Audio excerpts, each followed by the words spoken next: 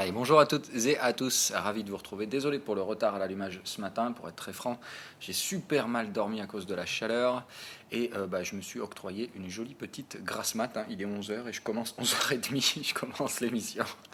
Mais bon, c'est comme ça. Donc évidemment ce matin, je ne vais pas la faire pendant 1 heure, on va être clair, hein, je vais devoir aller bouffer dans une demi-heure. Donc je vais à peu près essayer de m'octroyer ce créneau-là. Donc malheureusement, il y a quand même beaucoup de choses à dire, c'est ça qui est chiant. Donc voilà, allez, le Bitcoin et les cryptos en général. On arrive sur des choses beaucoup beaucoup plus dangereuses ce matin. Le momentum casse le plus bas du creux précédent. Alors attention, hein, normalement, il n'y a pas en général... Enfin, sauf si on est dans le cas d'un reversement complètement agressif. Normalement, on ne devrait pas passer d'une tendance haussière à une tendance baissière. Je vous rappelle que normalement, on doit passer par une phase de range.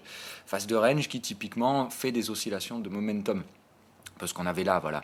Donc là, passer de tendance haussière avec installation de valeur très très très très haute, un momentum très fort, à un momentum très faible, c'est très très rare. Alors ça peut arriver évidemment sous condition de catalyseur. Il n'y a pas de catalyseur là qui pour l'instant qui permettrait aux cryptos de s'effondrer. En tout cas, pas à ma connaissance. Donc on met le marché sous stress comme c'était plus ou moins prévu. Mais je ne vois pas pour l'instant d'impact réel. J'ai surtout l'impression qu'on est en train de taper dans le château de cartes pour essayer d'emmerder le monde. C'est-à-dire que tout se décorrèle. Là, vous voyez, par exemple, ce matin, IOTA prend 5%, Bitcoin moins 2. Voilà, on fait tout en fait pour brouiller les pistes, je pense. C'est jamais bon signe, encore une fois. Ça veut dire que la smart money est en train de faire mumuse avec les comptes des particuliers. Et en général, c'est pas c'est pas annonciateur de stabilisation de valeur, mais plutôt annonciateur, encore une fois, de volatilité. Et c'est pas signal d'un crack terminé. Donc j'ai tendance à penser encore une fois que c'est pas terminé, mais qu'il faut faire très très attention sur les stratégies adoptées, pas nécessairement les remettre en cause. Encore une fois, la volatilité, ça ne veut pas dire que les scénarios sont à annuler. Ça veut juste dire qu'il faut s'adapter à ce nouveau risque que très franchement, moi je n'ai pas vu venir. Hein. Je l'ai vraiment vraiment pas vu venir celui-là. Et là, je dois le subir, hein, puisque moi aussi j'ai acheté des altcoins là, et je dois voir à quel moment je me décide à dire ok, c'est bon, là ça va trop loin, j'arrête. Pour l'instant, je vois toujours pas ce bouton. Alors je vois encore une fois, comme à l'époque sur le Bitcoin, un marché qui casse les couilles, qui fait tout pour justement en faire douter. Pour l'instant, moi je reste droit dans mes bottes. Je pense qu'il faut rester acheteur des altcoins. On va essayer d'aller voir les différents niveaux de support qui peuvent rester encore sur le BTC. Mais en daily, il faut être clair que ces bougies-là ne sont vraiment pas annonciatrices de jolies choses, bien au contraire. Mais on va voir, voilà, tout n'est pas clairement pas perdu, et ça arrive que vraiment très très très rarement quand un marché passe d'autant de niveaux de surachat en termes de momentum à directement de la survente. Si on fait ça, ça peut arriver. Encore une fois, tout est possible. C'est très très très très très très rare. Normalement, on passe toujours par une petite phase de range. Il n'y a pas eu d'excès haussier ici, à mon sens. On y allait un peu fort, ça je suis d'accord, mais normalement, ça veut juste dire qu'on va devoir digérer ce prix-là un peu plus longtemps avant, normalement, d'essayer de chercher un tout petit peu plus haut.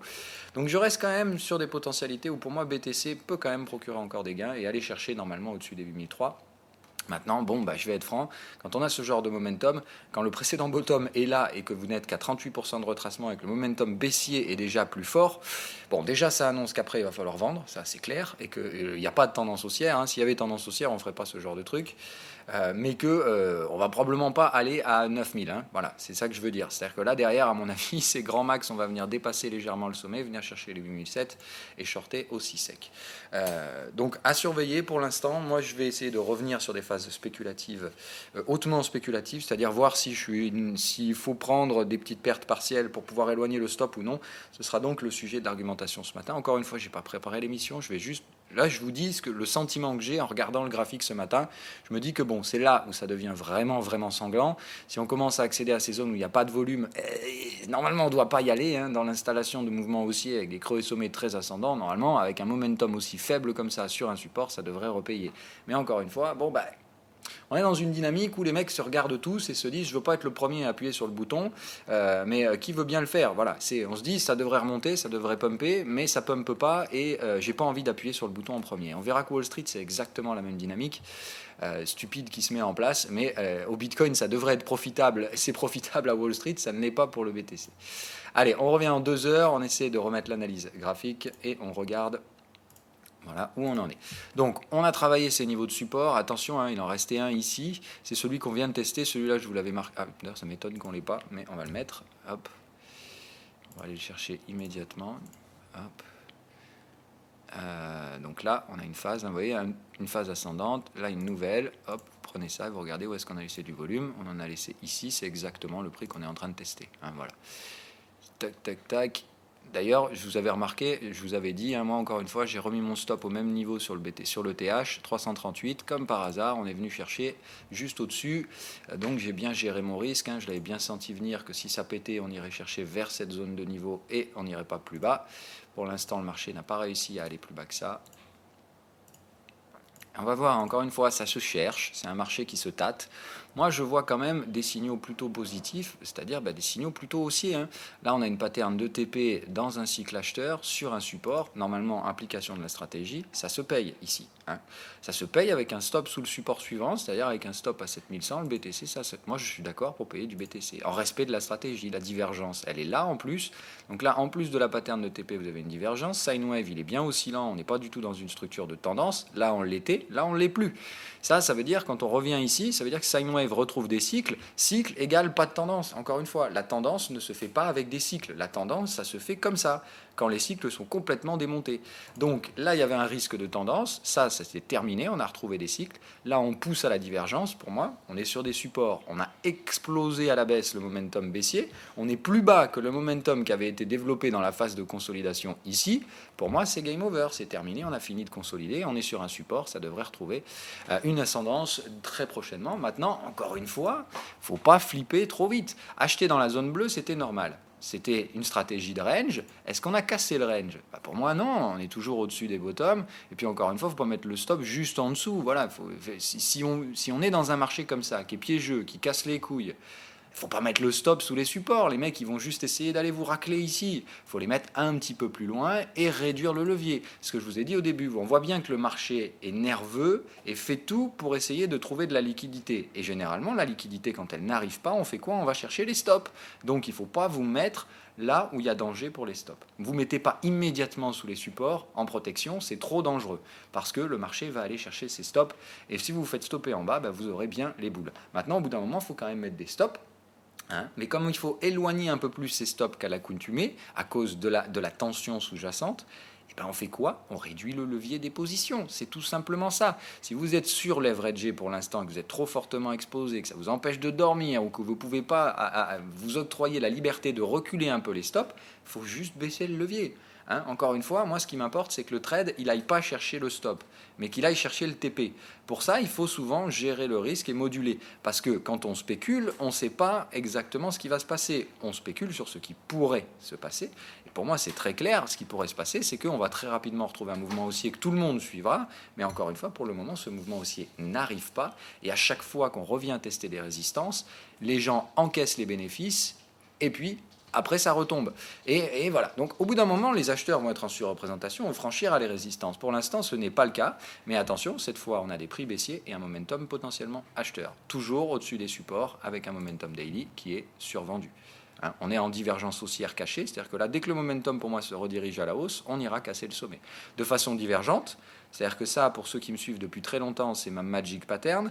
C'est-à-dire que quand on vient casser le bottom dans une structure creux et sommet ascendant, d'accord, avec des oscillations, c'est important. Il faut normalement que le momentum, il faut que les prix restent bien haussiers. Il faut bien voir les oscillations sur le momentum.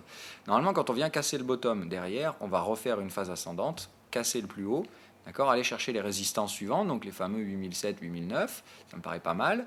Mais normalement, le momentum ne sera clairement pas plus haut que le sommet précédent. Et on aura créé ce que j'appelle un renversement de momentum précurseur d'un renversement de tendance. Comme en plus la tendance hebdo est toujours baissière et qu'on n'a pas franchi les résistances, pour moi, ça annonce toujours un retour baissier derrière. Et ça, c'est pas bon signe. C'est même signe, au contraire, que je vais bien effectivement vendre la zone suivante que j'avais précédemment identifiée. Peut-être même commencer alors peut-être pas à 8007, mais clairement là 9000 je vais les vendre sans la moindre hésitation si on va les chercher, parce que j'ai cette pattern là qui indique d'ores et déjà que dans le camp acheteur c'est vraiment très frileux et comme on n'a même pas franchi les résistances, j'ai envie de dire qu'il va falloir mettre ça à profit.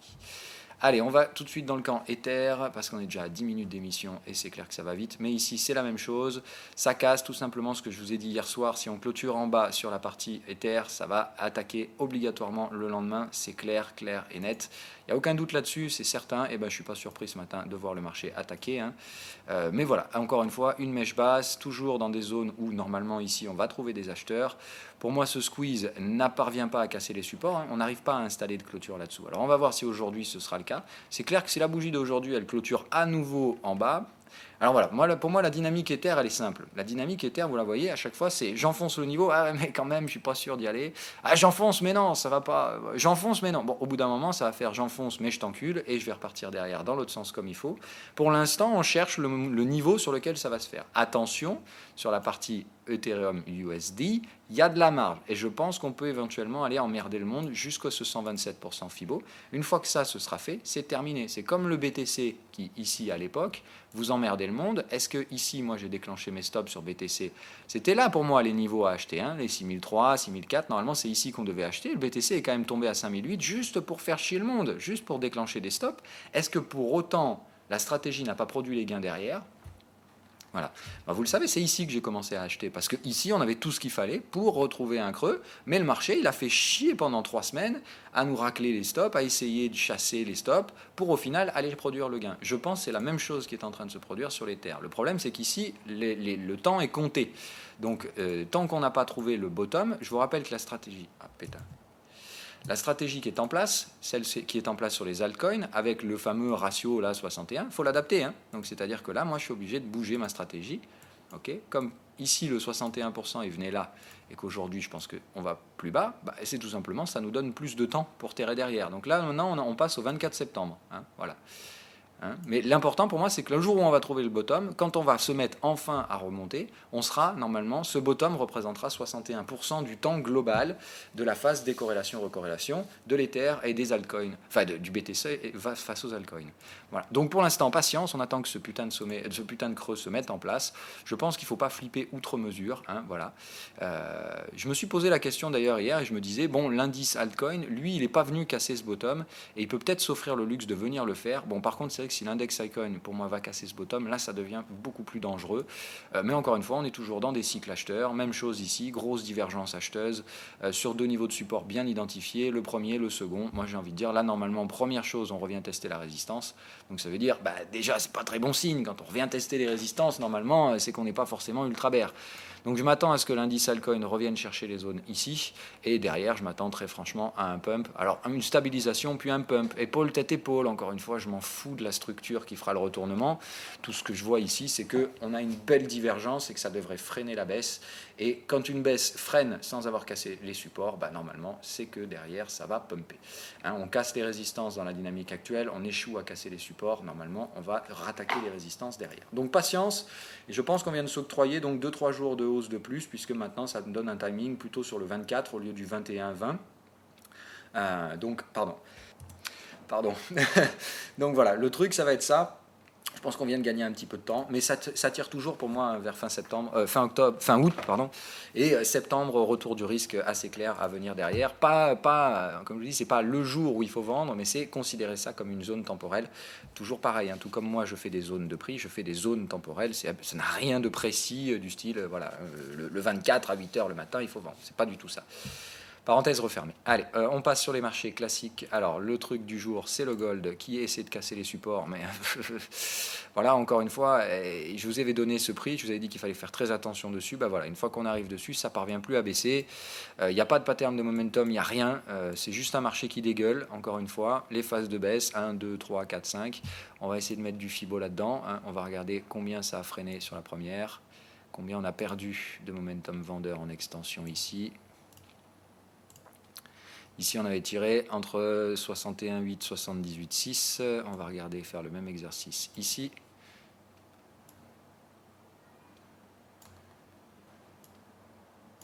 Hop, au précédent sommet.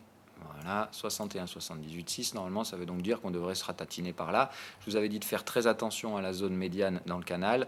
Vous voyez qu'on s'installe dessus, on essaye de passer, ça passe pas. Moi, c'est ça que je veux voir. Je veux voir le moment où ça panique, où ça fait n'importe quoi et où ça se redirige alors que c'est pas prévu vers le sommet du canal. Quand ça se produit, là, je pense qu'on est bon. D'ailleurs, en plus, ce canal doit maintenant être de nouveau réorienté. Comme on repart à la baisse, je vous rappelle encore une fois, marché baissier égale, on prend les dernières résistances pour construire son canal. Donc là, le canal, on est obligé de le construire là. C'est-à-dire qu'un momentum qui était en train de freiner est en train de nous faire le coup du « Ah non, non, les gars, moi je accélère, hein. Je ne perds pas mon temps, je vais bien accélérer et vous la foutre bien profond. » Donc ça, c'est ce que le gold essaie de vous faire penser, qu'on réattaque à la baisse. C'est ce que Wall Street nous a fait hier. Hein. Clairement, Wall Street nous a joué la même chansonnette, c'est-à-dire, entre guillemets, non, non, vous croyez que ça baissait, eh ben non, on achète tout ce qui passe. Et on y va, tête baissée, but en blanc. C'est les seuls à faire ça. Hein. Donc encore une fois, les décorrélations indicielles atteignent aujourd'hui des niveaux complètement stupides. C'est-à-dire qu'entre l'indice le plus acheté et l'indice le plus vendu, on a des deltas de 30 et quelques pourcents.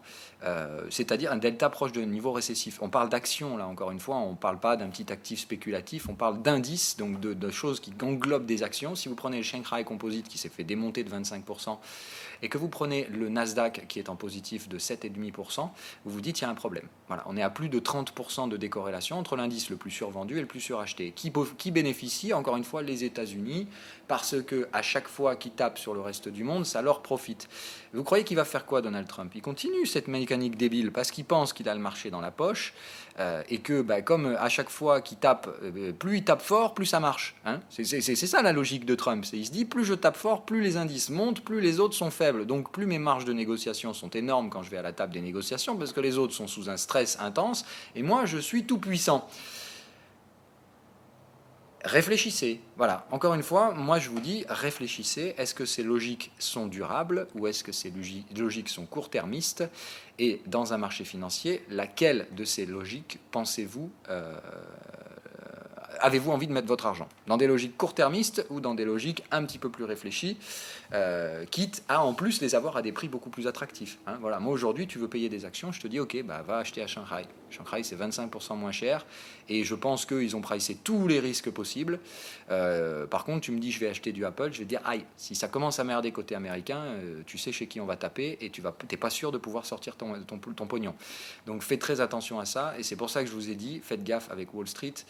Ils jouent un jeu très très dangereux de quoi qu'il arrive, tout ira bien pour nous. Je vous dis quelque chose de très très sale se prépare et ça se prépare sur le dollar. Et le jour où ça va tomber, ça ne s'arrêtera plus. C'est-à-dire que je pense que le dollar est baissier, hein, encore une fois, je vous le rappelle. Si vous prenez un graphe long terme dollar, long terme DXY, vous allez voir un truc, hein, tout le monde vous dit le dollar est trop fort, c'est génial, quoi qu'il arrive, ils sont trop forts ces ricains. Voilà, hein, je vous montre juste ça, c'est tout con. Hein. Rappelez-vous à quel moment la dernière fois ils se sont fait démonter, c'était juste avant le crash de 87. Je m'attends à ce qu'on ait un truc comparable, hein, c'est-à-dire on a une valeur extrêmement tendue. On a déjà cassé un bottom ici et ça n'annonce rien de bon hein, parce que je vous rappelle qu'on est dans un marché qui fait de l'ABC, hein, c'est-à-dire A, B, C. Quand il monte, on a déjà fait A, B, C. J'ai plutôt envie de dire que là, la marge de progression du dollar index, elle est non seulement très faible, pour ne pas dire, elle est possiblement déjà en train de se retourner. Et pourtant, tout le monde pense que le refuge, c'est le dollar, que tout ira bien. Donc, stratégie court-termiste, quoi qu'il arrive, s'il reste du potentiel à Wall Street, il est extrêmement limité sur le potentiel dollar. Voilà, hein, sur le potentiel dollar. Je pense que l'économie américaine est vraiment dans la merde, mais qu'elle ne le sait pas encore. Et comme tout repose sur ce dollar et le fait que le dollar est un étalon international, c'est ça en fait qui fait que malgré le danger qu'on a sur le dollar, vous ne les voyez pas pricés sur le dollar, tout simplement parce que dès que les gens flippent, ils se disent quitte à acheter et quitte à foutre ma devise quelque part, je vais acheter des dollars. Donc du coup, ça augmente la masse monétaire en dollars. Et tout simplement, voilà, il faut faire très attention à ça. Les effets qui sont là-dessus sont extrêmement dangereux. Sont ceux déjà d'une que toute la dette des émergents est indexée au dollar, ce qui fait qu'eux, ils n'ont même plus un couteau sous la gorge, là, ils sont littéralement en train de couler. Donc voilà. Encore une fois, un océan de dettes en dollars dans le monde, des bulles de crédit partout dans le monde, et un montant de l'argent, donc des créances. La Fed monte les taux, et en plus le dollar coûte de plus en plus cher. C'est double peine pour tous les gens qui ont une dette indexée en dollars, c'est-à-dire tous les émergents. Et c'est qui les émergents, encore une fois? C'est ceux qui produisent les biens américains, ceux qu'on vous vend à prix d'or, comme les Apple, les Tesla, les machins. Vous croyez que c'est fabriqué sur place, tout ce qu'ils vous vendent dans leur saloperie de machines?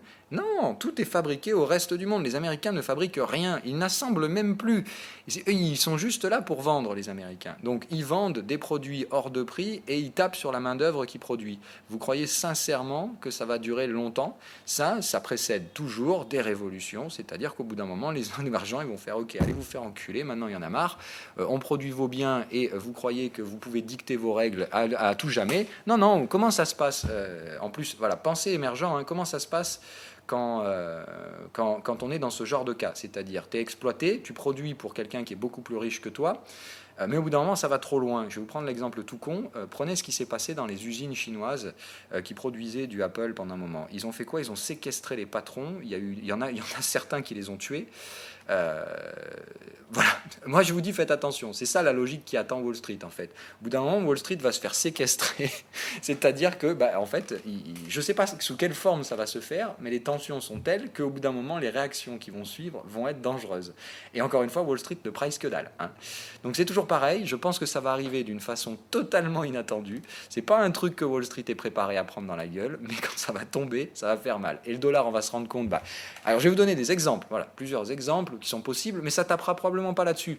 Enfin, le déclencheur ne sera pas forcément ça, mais les effets seront ceux-là. Je m'attends, quoi qu'il arrive, à ce que la masse monétaire en dollars dans le monde se prenne une claque, mais énorme dans les prochains mois. Tout simplement, il y a plusieurs possibilités. Soit les émergents disent fuck off, on ne remboursera pas la dette. Et évidemment, le problème, c'est que ça, c'est un jeu de chaises musicales. Il ne faut pas être le premier. Parce qu'en fait, on tourne tous autour des chaises, la musique est là, on sait qu'elle va s'arrêter. Tu vois, c'est le truc, tout le monde le sent que la musique va s'arrêter. Et il y a clairement, on est 20 à tourner autour des chaises et il y a 3 chaises. Donc le truc, c'est ça, c'est que là, tout le monde se regarde dans le blanc des yeux et on se dit, oula, merde, là, c'est vraiment mauvais. Mais par contre, je ne veux pas être le premier à m'asseoir, parce que si je suis le premier à m'asseoir sur les chaises et que la musique est encore là, t'es éliminé. Voilà. Et ça veut dire quoi? Globalement, je retranscris en économie réelle, qu'est-ce qui va se passer?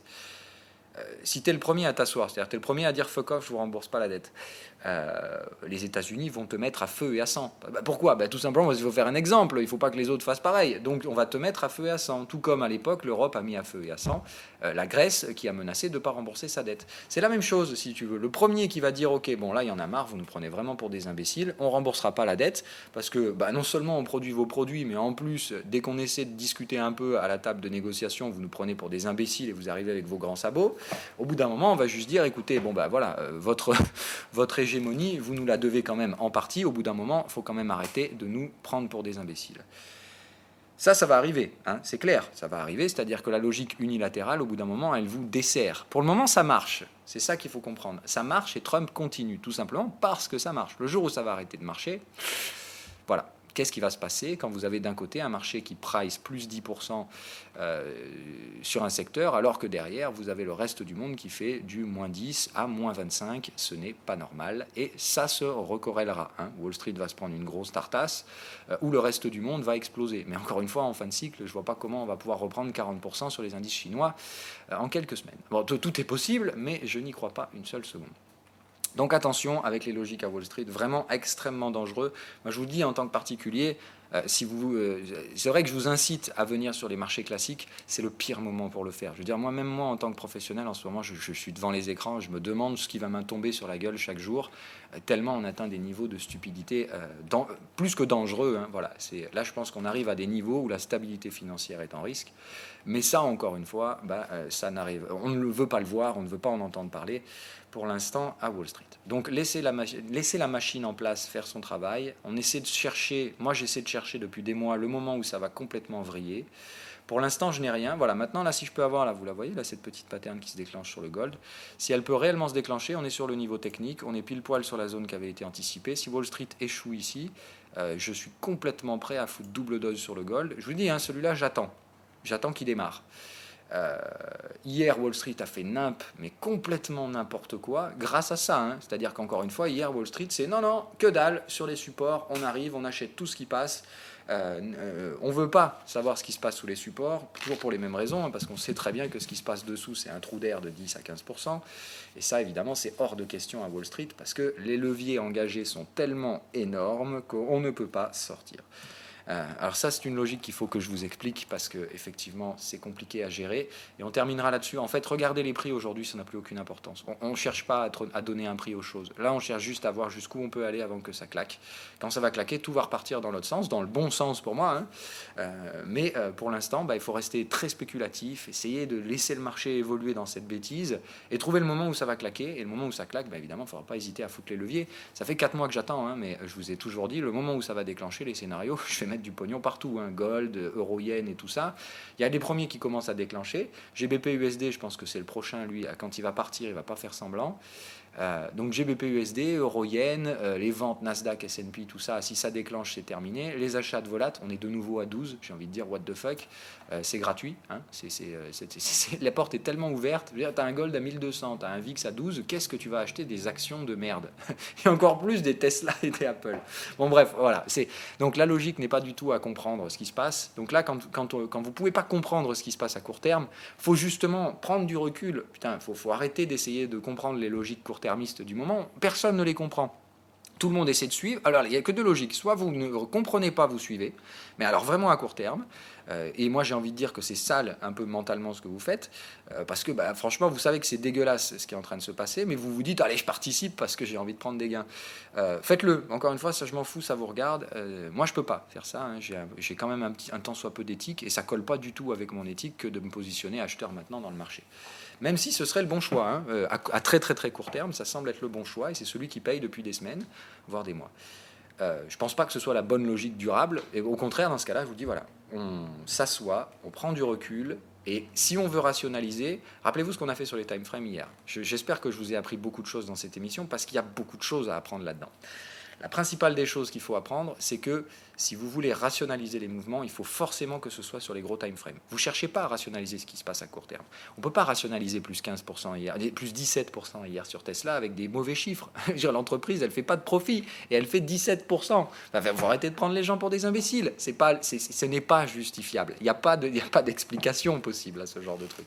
Si ce n'est la connerie court-termiste, les mouvements court-termistes sont toujours effacés par les mouvements de long terme. C'est-à-dire que dans une échelle de time frame, le long terme a toujours raison. Okay. Donc si vous voulez rationaliser, mais rationaliser à moyen long terme, là où, rappelez-vous, par rapport au gradient qu'on avait mis, la macroéconomie impacte de plus en plus on va sur les time frames longs. C'est-à-dire qu'au bout d'un moment, on peut dire à court terme, non, fuck off, on s'en fout de la rationalisation, je ne cherche pas à comprendre ce qui se passe, je vais juste t'enculer et enfoncer et prendre tes stops. Ok, dans ce cas-là, moi, quand je vois quelqu'un qui joue comme ça en face, c'est ce que je vous ai dit hier dans l'émission qu'on a faite. Alors, je suis comme un couillon, j'ai tout supprimé ce matin, je suis un peu désolé.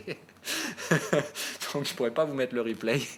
Mais c'est pas grave, on va refaire un petit condensé. Ce que je vous disais hier, c'est que l'approche qu'il faut avoir par rapport au marché actuel, c'est une approche qui a un mélange entre le poker et les échecs. C'est-à-dire que pour moi, sur l'approche indicielle, il faut avoir une approche d'échec. C'est-à-dire que là, on voit quelqu'un qui est complètement en train d'avancer tous ses pions n'importe comment de façon très, très, très agressive, alors que vous avez une bonne défense, vous êtes bien structuré, il n'y a pas de faiblesse dans votre défense. Bon, moi, quand je vois ça, au bout d'un moment, je me dis, ok, Coco, si tu ouvres les portes, je vais t'attaquer, et puis je vais y aller, et puis quand tu seras allé trop en avant et que tu auras fait n'importe quoi, je vais m'engouffrer dans les failles et je vais te foutre tes chèques et maths en quelques points.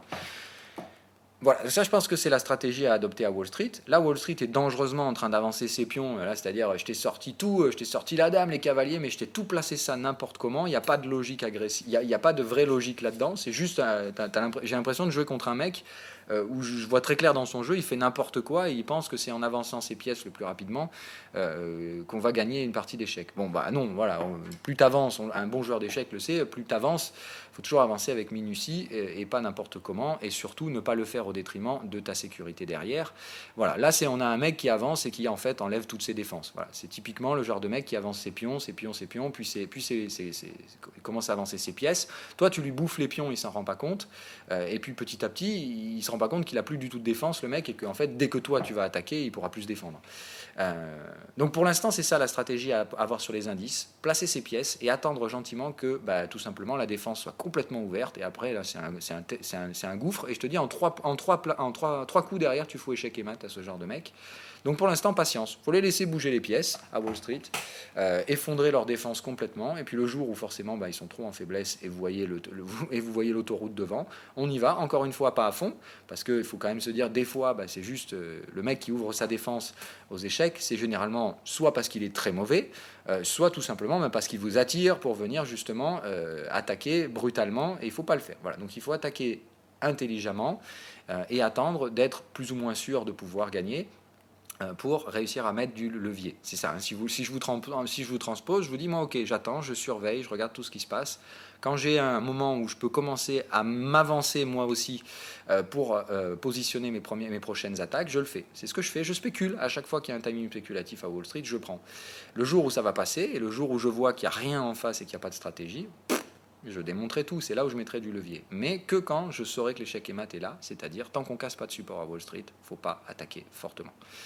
Ça, c'est pour la stratégie indicielle. Maintenant, sur la stratégie spécifique sur quelques actifs et celle dont on va parler, Apple et Tesla, voilà, quand vous avez Apple qui fait ça, hein, alors Apple, on va dézoomer, mais voilà, il faut prendre du recul sur Apple quand même.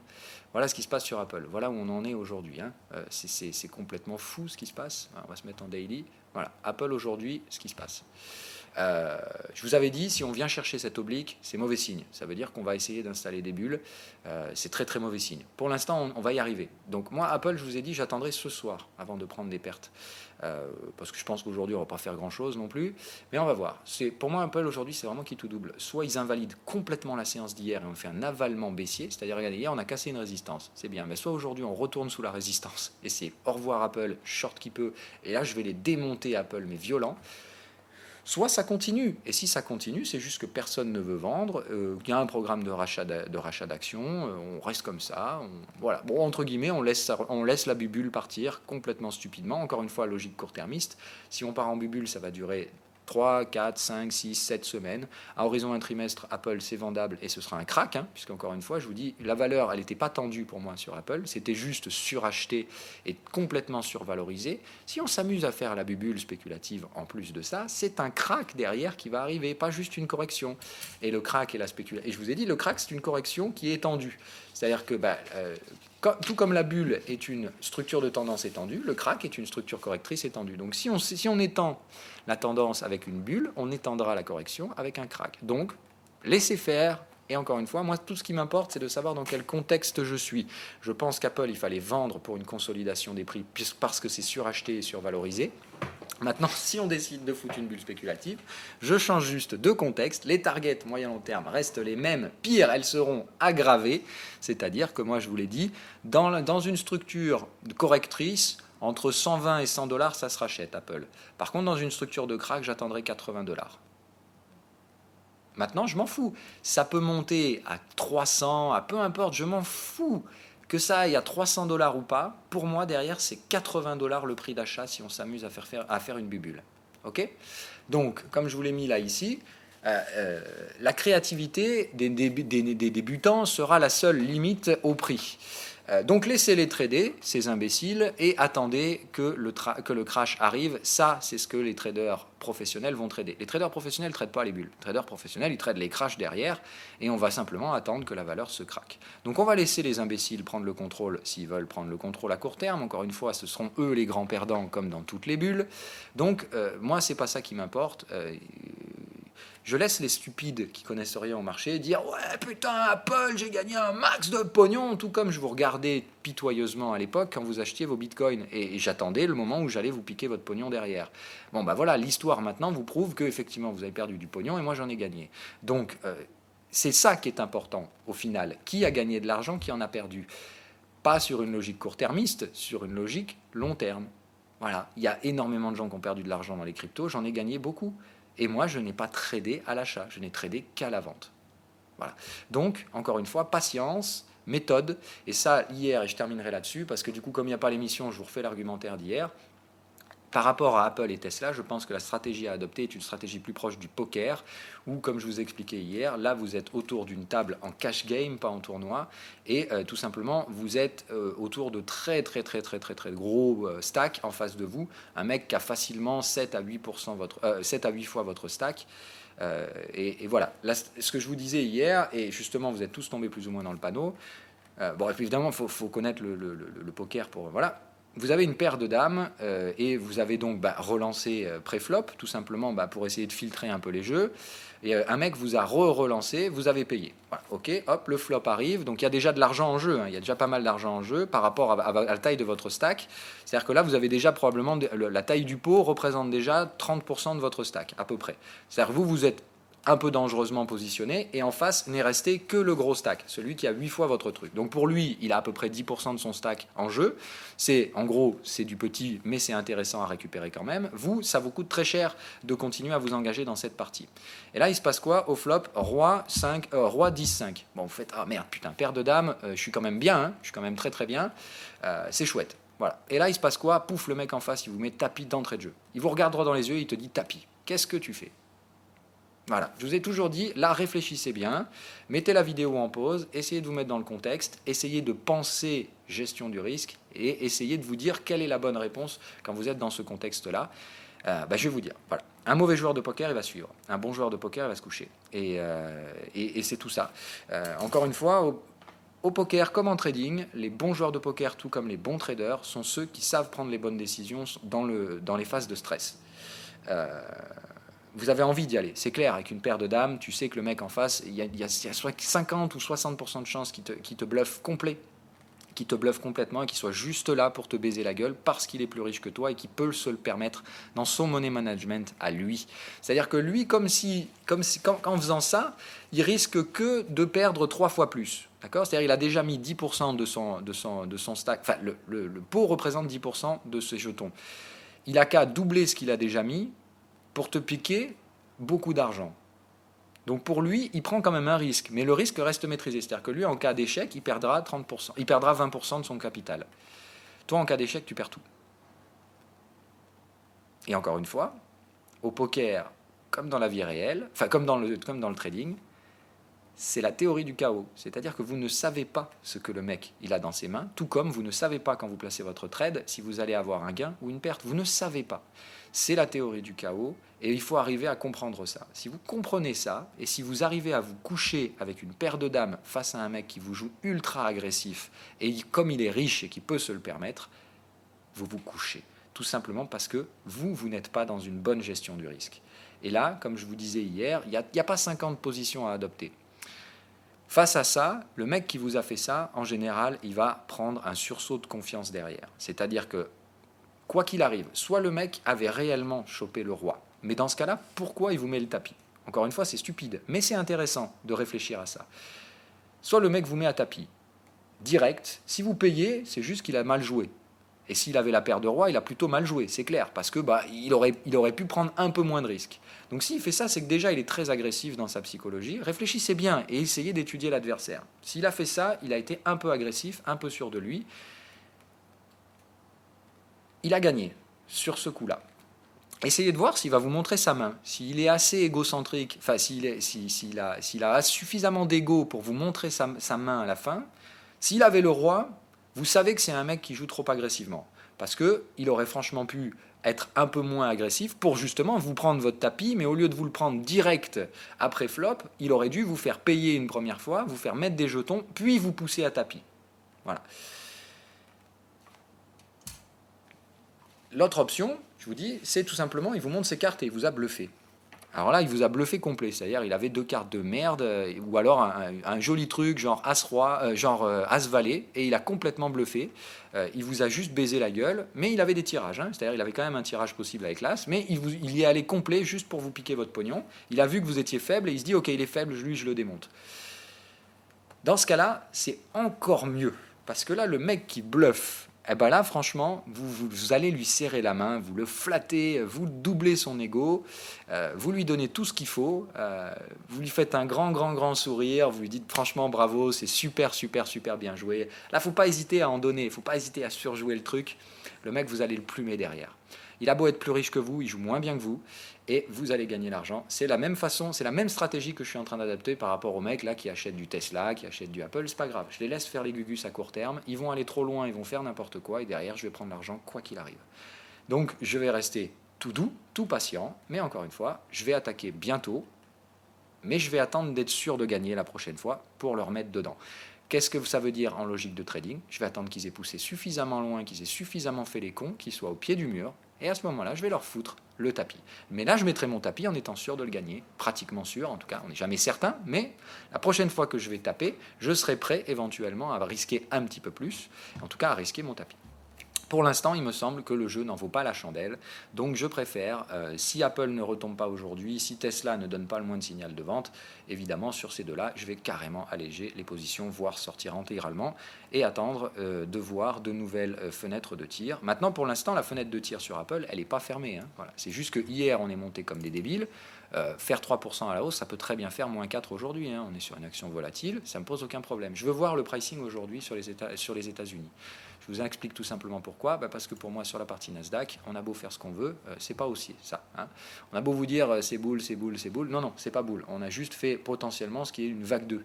Hein. On voit bien le schéma haussier. Pour moi, c'est pas non plus un schéma ultra boule. Hein. On voit bien A, B, C, c'est-à-dire deux impulsions haussières. La première très très molle, la deuxième très très forte. Mais c'est pas parce que là, il y a un fort momentum que ça reste pas baissier. 1, 2, 3, 4, 5. Là, pour moi, la tendance est baissière. On baisse en 5 vagues, on monte en 2 vagues, et on est toujours sous les résistances. Donc pour moi, Nasdaq, il est toujours à vendre. Hein, qu'on soit bien d'accord. Voilà. Hier, j'ai pas changé ma stratégie sur les indices. Donc soit aujourd'hui les indices reprennent le contrôle et Apple et Tesla, tout ça s'est revendu direct, et entre guillemets, hier c'était un attrape-couillon, et on commence déjà à les racler aujourd'hui. Ou alors, ça continue. Et dans ce cas-là, le Nasdaq va franchir son sommet historique, je me fais stopper. Et dans ce cas-là, je vous dis, je mets en place la stratégie en cours, c'est-à-dire, sur les indices, une stratégie joueur d'échecs. Je vais attendre que les faiblesses se remettent en place sur les indices et je refrapperai. Sur les actifs complètement surachetés, je vais laisser les mecs monter en confiance, augmenter les niveaux de risque. Et dès que la prochaine fois, ils viendront me rejouer le même coup, c'est-à-dire me rejouer la même stratégie, mais dans un contexte légèrement différent, où j'attaquerai pas avec une paire de dames face à un roi sur un flop, où je vais attaquer tout simplement avec un jeu où je sais que je vais gagner, et je vais les racler. Et là, je mettrai le tapis, et puis là, je prendrai le pognon. Et après, je sortirai de la table. C'est aussi simple que ça. Voilà. C'est comme ça que ça va marcher. Moi, quand je viens sur une table de poker, tout comme quand je vais jouer à une partie d'échecs, mon rôle, c'est pas de me faire un pote. Mon rôle, c'est de gagner la partie d'échecs ou de repartir avec plus d'argent que ce que j'avais au départ quand je vais jouer au poker. C'est la seule chose qui compte. En cours de route, c'est que des batailles de quéquettes. Et plus ça joue à bataille de quéquettes, plus je sais que je vais gagner de l'argent. Donc, c'est facile. Pour moi, je vois bien là les joueurs qui jouent en ce moment sur les actions Apple, Tesla, sont clairement des newbies. Donc je sais que je vais piquer leur pognon. C'est qu'une question de temps, mais encore une fois, si vous êtes trop agressif face à un newbie à une table de poker, combien de fois je connais des joueurs agressifs qui ont perdu contre des débutants? Des très bons joueurs de poker qui perdent contre des débutants, tout simplement parce que tu n'appliques pas une bonne gestion du risque et que le débutant, quoi qu'il arrive, il peut avoir de la chance. Et c'est comme ça. Et encore une fois, si tu mets tout ton tapis contre un débutant et que tu sors de la table en ayant perdu ton tapis, c'est toi le perdant. Moi, je m'en fous de combien de temps je vais jouer. Je sais que plus je joue, plus j'ai de chances de prendre le pognon de ce débutant. Il y a des moments où je serai prêt à mettre mon tapis, des moments où je ne suis pas prêt à le mettre. Aujourd'hui, je pense que face à Apple et Tesla, c'est pas le moment de mettre le tapis. Voilà. Allez, sur ces gentils mots, je vais vous laisser. Encore une fois, 42 minutes d'émission. Je vais regarder rapidos s'il y a des questions intéressantes. Mais de toute façon, il va être midi, je vais devoir aller bouffer. Fais pas un disclaimer en intro de tes vidéos. Ouais, bon, je pourrais faire ça. Mais sur la partie question, c'est parce qu'on parlait de fiscalité, je ne peux pas vous parler de fraude fiscale. Hein, on est bien d'accord, ça, AMF ou pas AMF, je ne vais pas vous inciter à faire de la fraude fiscale.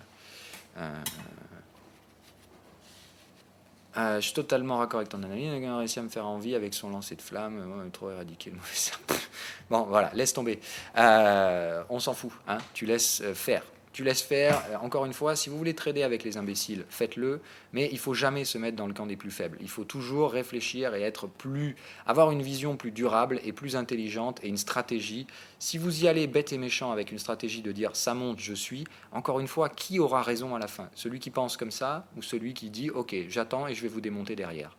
Je sais, quoi qu'il arrive, que tous les mecs qui sont en train de trader maintenant, pour la plupart, me donneront leur argent. Il y en a certains qui arriveront à s'en sortir très bien à court terme. Si vous faites ça à court terme avec une stratégie court-termiste bien ficelée, avec une bonne gestion du risque, sans problème, vous gagnerez de l'argent. Mais encore une fois, globalement, si je prends 100% des gens qui tradent maintenant, actuellement, Apple et Tesla, 95% de ces mecs-là, je leur piquerai du pognon à la fin. Lorsqu'on est short, il vaut mieux utiliser les CFD avec date d'expiration. Oui, oui. Tout simplement parce qu'en fait, dans ces contrats, ton CFD est indexé sur le futur, ce qui veut dire que les frais de financement, tu ne payes pas de frais de financement. D'accord ? Tu sais que dans un CFD, tu as ce qu'on appelle des frais de financement. C'est-à-dire que tous les soirs, ta position elle est débitée et on te prend en général entre 2 et 3% annualisés sur ta position tous les soirs. Voilà. Tous les soirs, c'est comme ça, ce qu'on appelle le frais de financement. Tu n'as pas de frais de financement sur ces CFD futurs. CFD avec expiration. C'est-à-dire que par contre, ton USA 500 septembre 2018, il a une expiration, probablement au 15 ou 17 septembre, sur le jour de l'expiration trimestrielle, qui est le 3e mercredi du mois, normalement, si ma mémoire est bonne, en général. Ce jour-là, tu as l'expiration trimestrielle, c'est ce qu'on appelle les 4 sorcières. Ce jour-là, ton contrat futur, tu es obligé de le sortir. C'est-à-dire que ta position, elle est débouclée malgré toi. Si tu as acheté le futur, tu es obligé d'acheter du SA 500, entre guillemets. C'est-à-dire que tu es obligé de payer le sous-jacent. Mais là, comme tu es encore sur des dérivés, bref, voilà. Le seul truc, c'est que ça veut dire que ta position, elle va être clôturée. Mais l'avantage, c'est que tu ne payes pas les frais de financement. Et dans un contrat futur, les frais de financement sont inclus dedans, mais uniquement pour les acheteurs. C'est-à-dire que pour les acheteurs, le prix décroît dans un futur.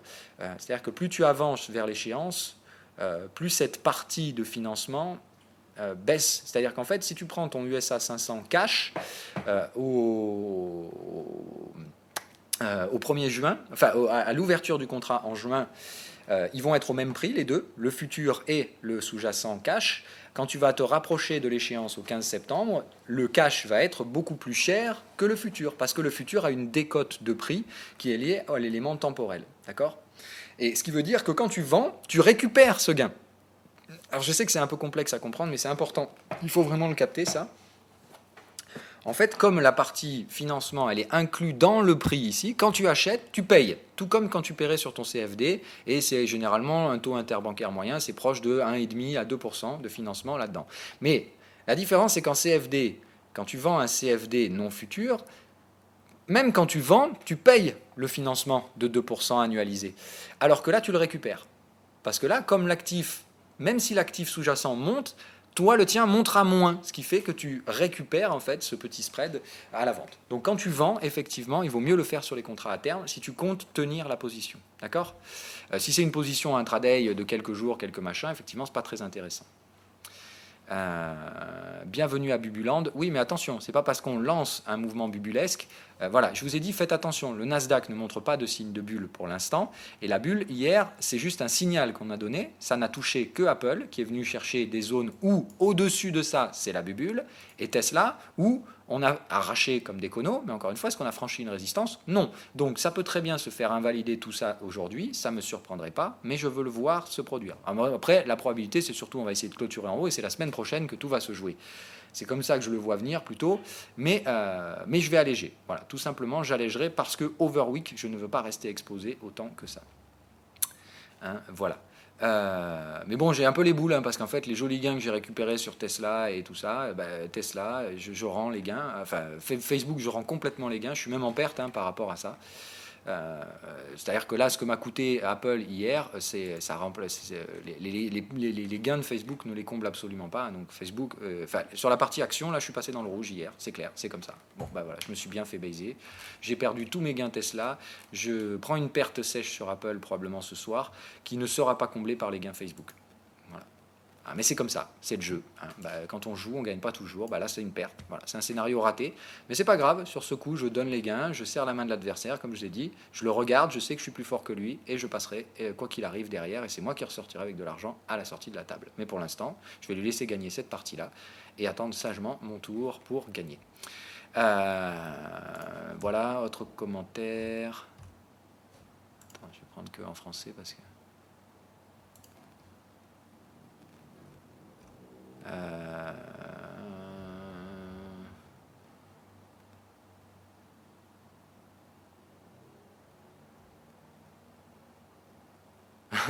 Alors non, bah justement, tu vois, tu te plantes. C'est pas du tout un gros chien que j'ai. Oui, effectivement, son panier est dans la pièce.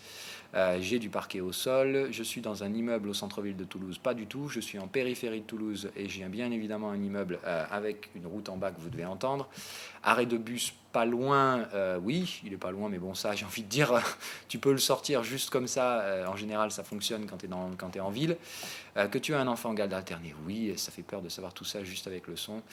Oui, et si tu analyses encore plus, tu peux savoir beaucoup plus de choses. Tu peux par exemple savoir que j'ai une cuisine ouverte, parce que quand je te dis que je vais me boire un coup, tu entends toujours mes pas. Donc je suis bien dans une cuisine ouverte, mon ordi est dans mon salon. Tu sais que mon salon est ouvert. Puisque je pète de chaud toute la journée. Tu dois savoir logiquement que si je pète de chaud, c'est que je suis orienté plein sud. Tout ce genre de choses. Ça veut dire que déjà, là, avec les informations que je viens de te donner, si tu sais que j'habite à Toulouse et tout ça, tu peux même déjà, pratiquement, si tu es psychopathe, savoir où j'habite. Hein. Donc voilà. Mais encore une fois, moi, je m'en fous. C'est pas grave, faites ce que vous voulez. Si vous avez du temps à perdre à faire ça, il n'y a pas de problème. Si vous voulez savoir où j'habite, il suffit juste d'être gentil, de venir m'envoyer un message privé, de me dire, Phil, on boit une bière, on se retrouve, voilà. Et encore une fois, moi, je vous cache pas mon adresse, je ne vais pas la donner non plus à tout le monde, mais voilà. Hein.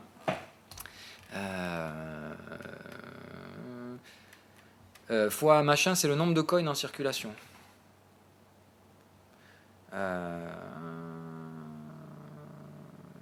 Samsung vient de m'étanger tout dernier S9 tout neuf pour seulement 9 € que je paye de ma poche. Oui, effectivement, un jour peut-être ça viendra, hein. Mais bon. Enfin, c'est surtout que si on t'a fait 9 € pour avoir un S9 contre un S7, c'est que tu t'es réengagé sur 24 mois avec ton fournisseur d'accès, enfin ton fournisseur téléphonique. C'est pas Samsung qui t'a fait cette offre. Hein, voilà. Et puis je te mets au défi, enfin je mets Tesla au défi de remplacer les batteries qui coûtent 40 000 € et dont le prix va augmenter. Alors voilà, bon, de toute façon là Pascal va pas tarder à m'appeler parce qu'on doit aller bouffer à midi. Donc là dès que j'ai le coup de fil, merde, oh putain d'ailleurs. C'est bien ce que je pensais, j'avais laissé le téléphone dans la chambre, Pascal est là, je vous laisse, bon appétit, à plus.